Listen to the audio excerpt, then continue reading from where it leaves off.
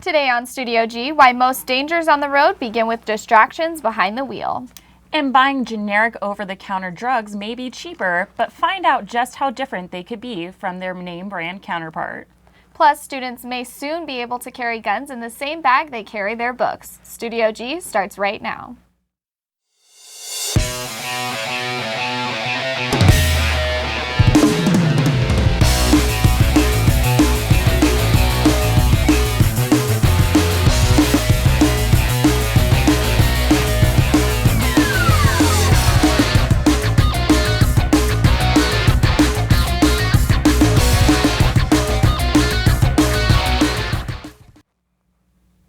An expert in adolescent brain development has been called to the stand in the Boston bomber trial.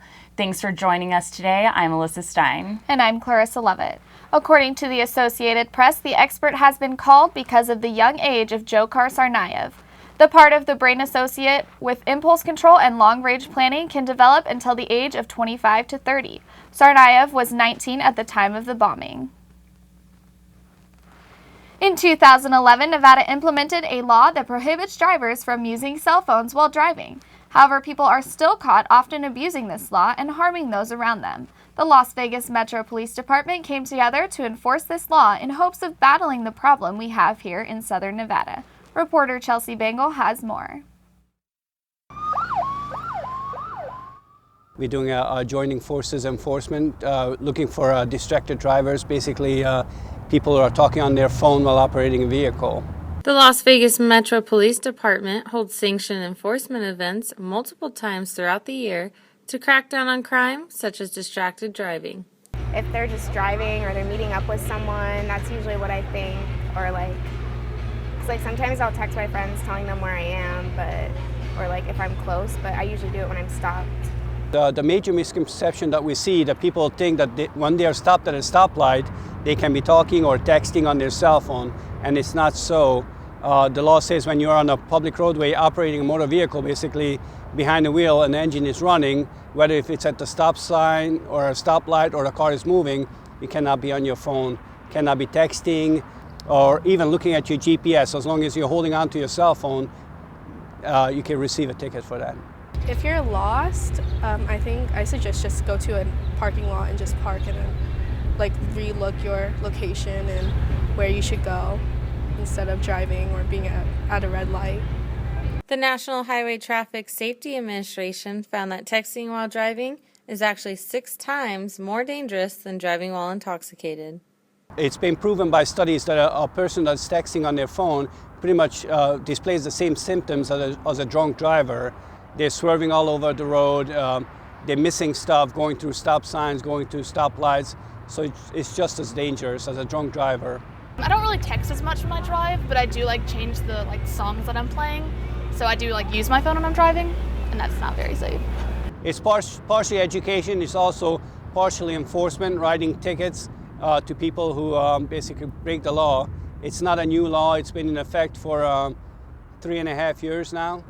So people should know by now. I think they should just keep focused. I mean, I know there could be someone important calling you or texting you, but I think just keep focusing because your life is more important than a text. In this enforcement, Metro police officers stopped 258 cars and wrote 377 citations. Still a lot of work to do, and obviously on our part and also on the driver's part, just hang up that phone. That basically the chime or the ring, you don't have to answer it immediately, it can wait. For Studio G, I'm Chelsea Bangle. Using a device while operating a motor vehicle on Nevada's roadways will cost you a fine that will increase each time you are caught. For more information on this law, visit handsfreeinfo.com. Founder and president of UNLV's Students for Concealed Carry, Zachary Guyman, explains the challenges the organization is facing in their initiative to have the Assembly and Senate pass 2 bills, which would allow for concealed carry on campus.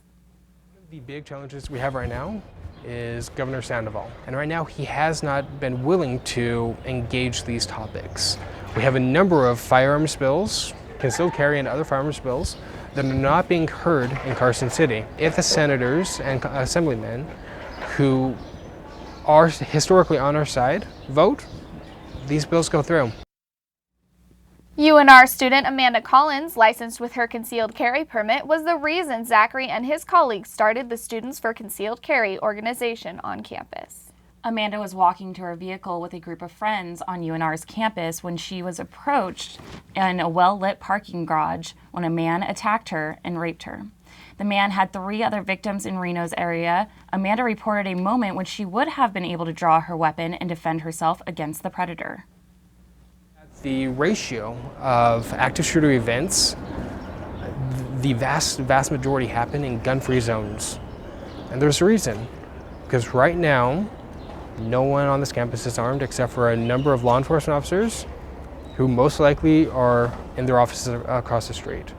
We respect law enforcement, we honor them, but we understand that they cannot be in every classroom, they cannot be in every building at once. 3 or 4 officers to the thousands of students on campus is not enough to guarantee our safety.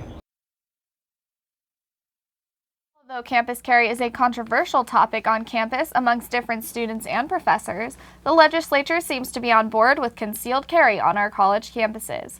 But Zachary explains just what's holding them back from pushing it through. Campus carry is not a Republican issue. It's not a conservative issue. In fact, before Michelle Fiore went up to Carson City, our leading champion and advocate was Democratic State Senator John Lee, who is currently the mayor of North Las Vegas. So the big thing that's holding us up right now is not the other side opposing us. It is members of our own side, Republicans and Democrats, who historically have supported us, who, because they're playing politics, are not moving these bills forward.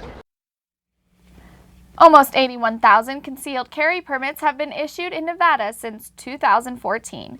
These bills would allow those with permits to carry their weapons on their bodies and in their vehicles. In order to obtain a concealed carry permit, you must meet the criteria in 17 different categories, including but not limited to passing specific gun training courses, testing for mental sanity, having no criminal history, being a U.S. citizen, and having no DUIs within the past 5 years.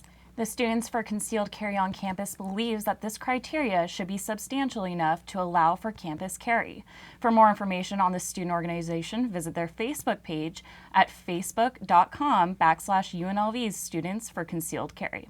Coming up after the break, a fish that can go without oxygen. Dina Banning sits down with UNLV researcher Frank Van Brooklyn to discuss Nevada's own pupfish. Plus, why Manny Pacquiao might be losing more than just this past weekend's fight. And Becca Dimmick has this week's top stories in entertainment. You won't want to miss it. I used to have to do things, bad things, just to get by. I was scared to come home sometimes. The gang knew where I lived. Mommy said she couldn't afford it, but I want to be a singer when I grow up. I like singing. I'm not afraid anymore. My life has changed. My dreams are coming true! I realize now that my world is so much bigger.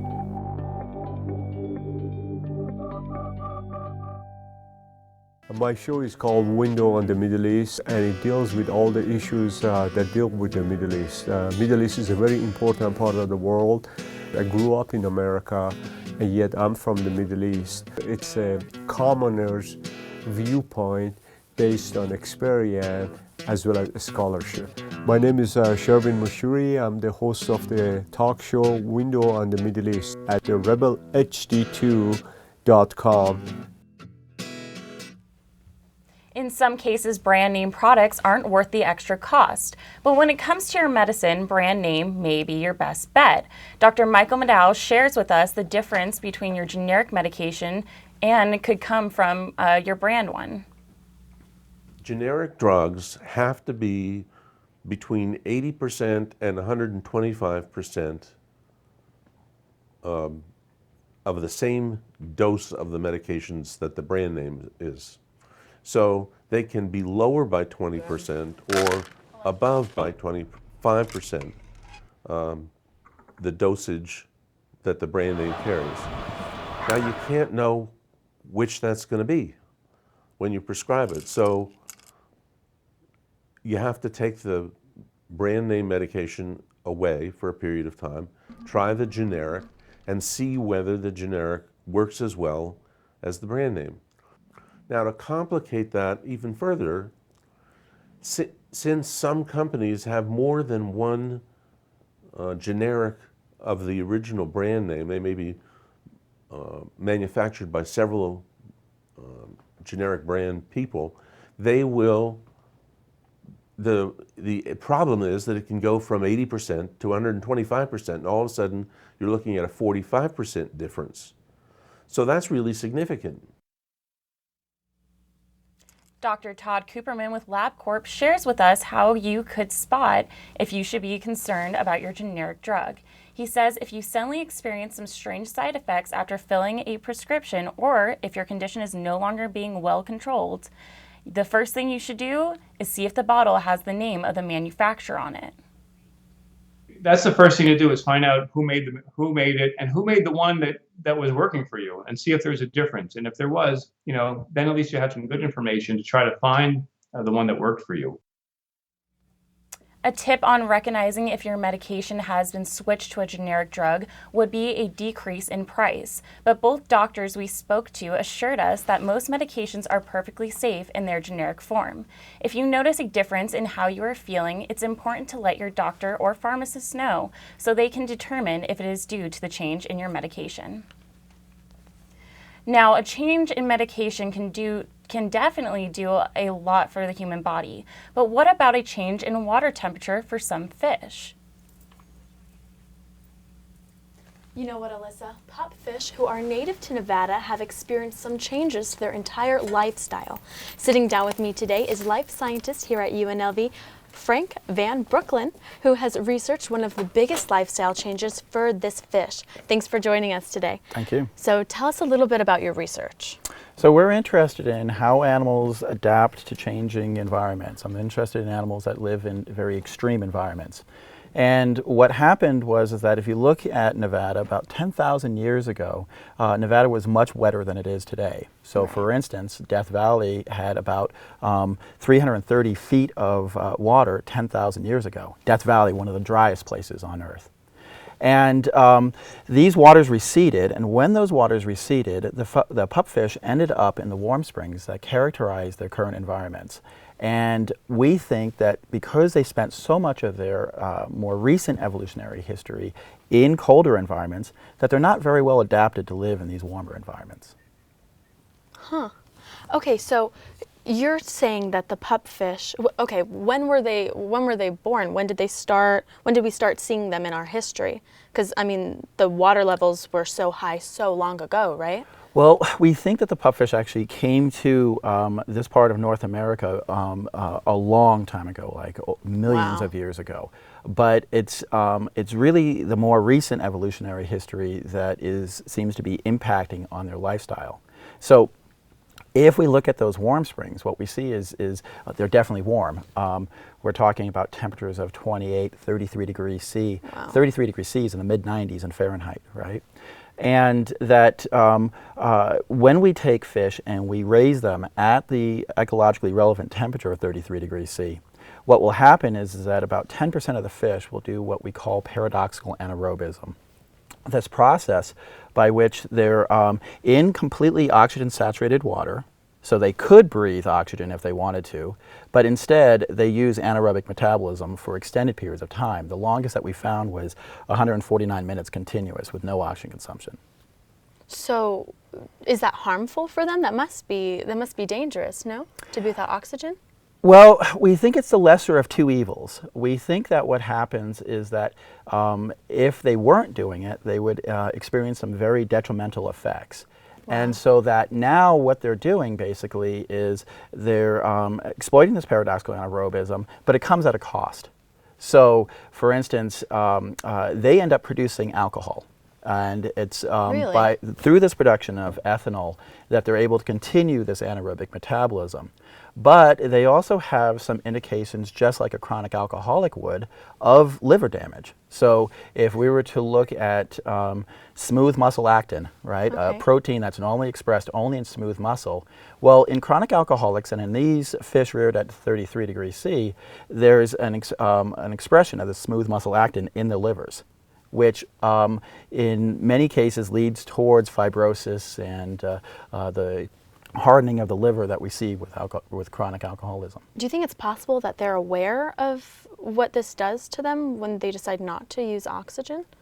I don't think so. The fish act normally. They sit in an upright position. They continue to ventilate. They look like normal fish. We've even seen the paradoxical anaerobism when we're swimming the fish, which is kind of crazy. But it doesn't look like they're at all aware that they're flipping into this. So how did the pupfish get your attention to start studying it? Was this an accidental find, their breathing patterns? Absolutely accidental. We thought we were going to do a 1-week project, and that was about 5 years ago. And, so a colleague of mine, he wanted to estimate how much energy these fish use. They live in a very energy deprived environment. And so Stan Hilliard from the dental school came over and he said, okay, well, let's measure their oxygen consumption. And when we started measuring the oxygen consumption, we saw some crazy stuff, and we followed up on that. So, okay, so are they endangered? Are they at risk of becoming extinct? Because the water must be getting lower and lower, no? They're very much endangered. Devil's Hole pupfish, and we're using what's called the refuge population. So it's a population that was derived from the Devil's Hole pupfish, as well as its closest relative, the Ash Meadows pupfish. All of these species of fish are very much endangered, and part of that is because of their environment that they come from. Devil's Hole fish have the most restricted range of any vertebrate species. And a couple of years ago, there were only 36 in the wild. There's a little bit over 100 right now, so they're very much endangered. So what else can the community do, can anybody do to help these pupfish? Well, I think that what we really need to do is we need to conserve where they're from. Ash Meadows, if you've ever been out there, it's just past Pahrump on your way to Death Valley, is a pretty remarkable place. And it's Ash Meadows National Wildlife Refuge. And I think we need additional steps to try to preserve that area and maintain that habitat for these fish. Wow. Okay, well, good luck to the pupfish. So thank you so much for being here with us today. Best of luck in all other endeavors, of course. And coming up after the break, we have everything in entertainment. You won't want to miss it. The name of my show is Spinning Indie. We play a lot of alternative music. We play post-punk, a lot of stuff coming out from unsigned or newly signed bands. I like to play an hour of music, and then after the first hour we talk a ton about latest music news in the second hour. A lot of rock and roll going on the show. I'm Kylie O'Rourke, and you can listen to Spinning Indie on rebelht2.com.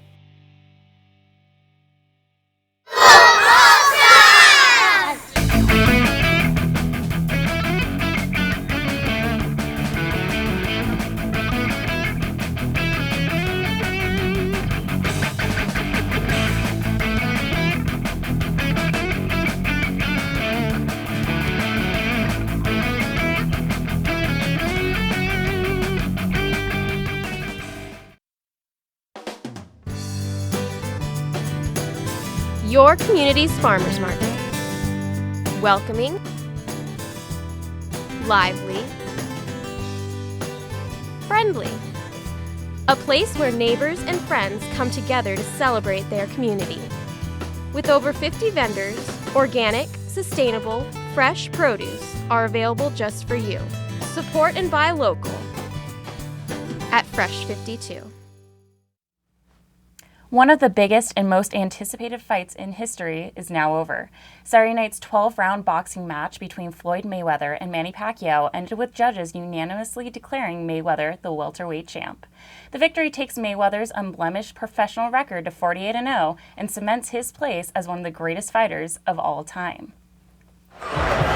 We did what we had to do tonight, and I'm truly blessed. Manny Pacquiao is blessed, and I want to thank all the fans that came out to support this event.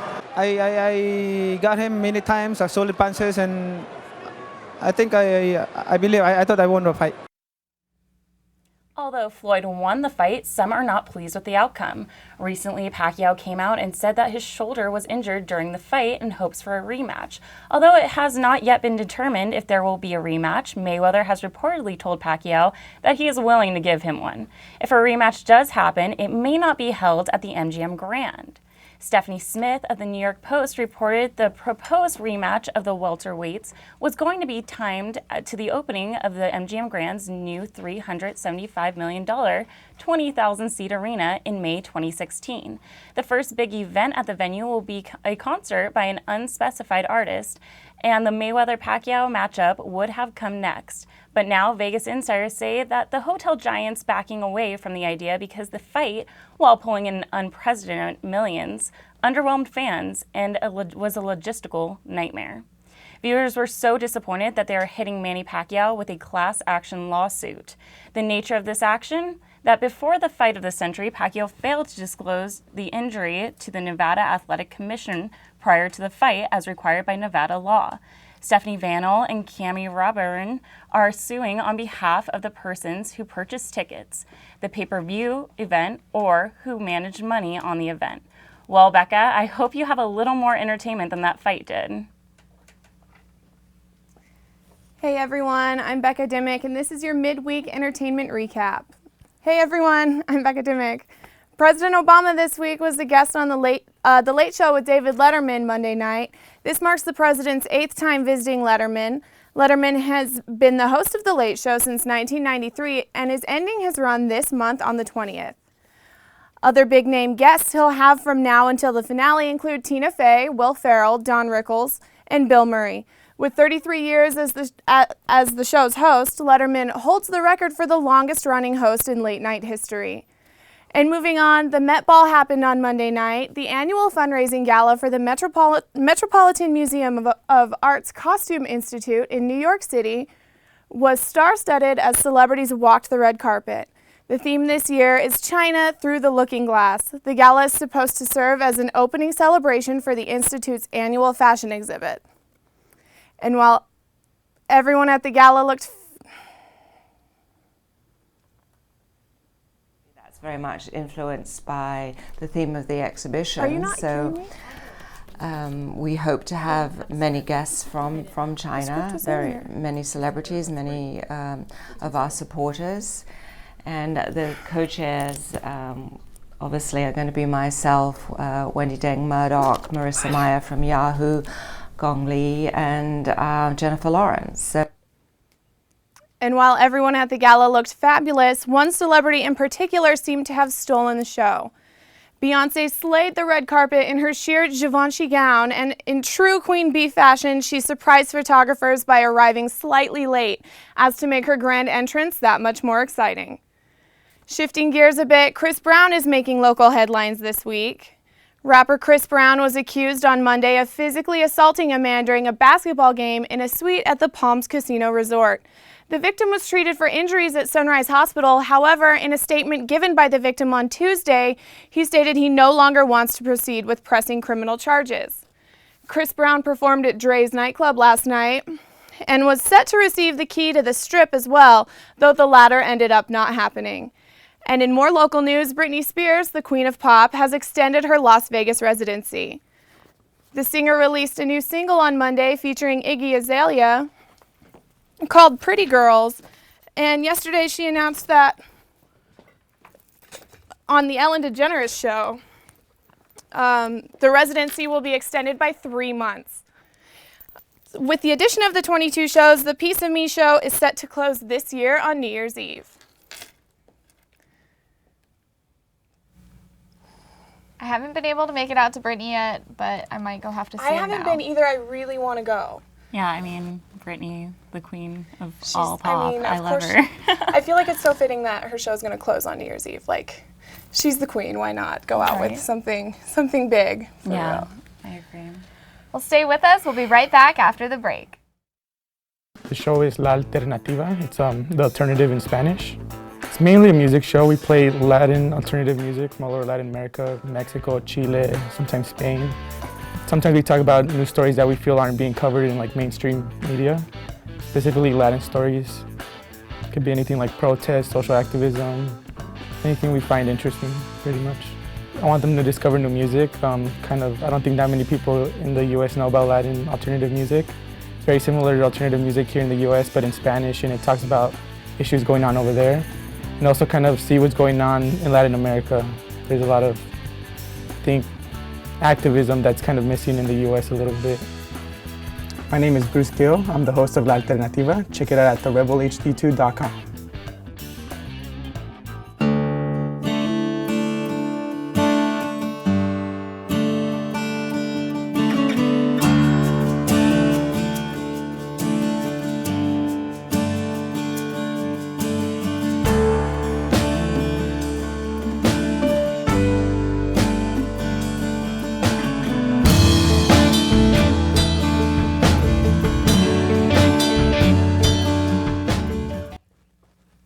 Some good news for Comcast customers. The company is saying it will now pay you $20 if your cable guy is late. The cable giant is trying to improve customer service by making sure technicians show up on time. The company has announced the plan to add hundreds of additional workers across the country to help improve performance. And they are also rolling out a new app for customers called Tech Tracker. You can see in real time where your technician is located and get an alert when they are 15 minutes away. The app will be available to customers by the end of the year. People can also use the app to rate technicians. Comcast says they will respond to customers who give technicians poor reviews. Yesterday, Resorts World broke ground right where the Stardust used to stand. The $4 billion project will be an Asian-themed casino that is planned to look like a Chinese village. The resort will feature 6,500 rooms, a panda exhibit, a large aquarium, and a Chinese garden with special effects. The project is expected to bring 30,000 construction jobs, 13 of which will be permanent. The first of 3 phases is expected to open in early 2018. Just 11 months post-surgery, Eric Fetty, the pitcher for the Washington Nationals, is returning to the mound for the first time. The former UNLV baseball player tore his right UCL and through an MRI discovered that he would need Tommy John surgery. The surgery conducted on the elbow requires surgeons to replace the ligament in the medial elbow with a tendon from some other parts of the body. Oftentimes, this tendon is taken from the forearm, foot, or even the hamstring of the patient. And finally, this afternoon, the shoe company Tom's is asking you to show your toes, and in return, it will give a pair of new shoes to a child in need. From now until May 21st, Tom's is asking fans to Instagram their barefoot with the hashtag without shoes for every barefoot photo tagged on the social media site. Tom's will give a new pair of shoes to a child in need. Tom's founder says he hopes to give away 1 million pairs of shoes to children via the new campaign. The best part, no purchase is actually necessary to participate. That's all the time we have for today. Thanks for joining us for another edition of Studio G. I'm Clarissa Levitt. And I'm Alyssa Stein. Have a fabulous day, Las Vegas.